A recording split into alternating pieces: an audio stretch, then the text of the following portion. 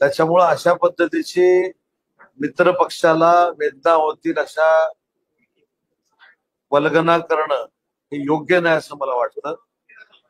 आणि शिवसेना ही स्थापन होत असताना प्रबोधनकार ठाकरे साहेबांच्या समोर हिंदू हृदय सम्राट वंदनीय बाळासाहेबांनी स्थापन केलेली ही शिवसेना आहे.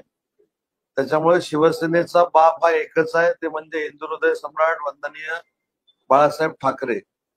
त्याच्यामुळं सरकारमधल्याच आमदारांनी अशा पद्धतीनं बोलणं योग्य आहे असं मला वाटत नाही.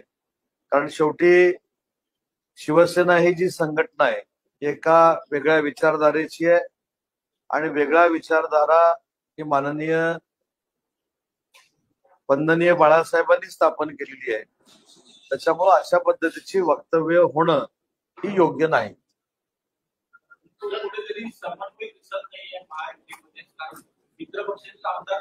मित्र पक्षाला दुखावणारी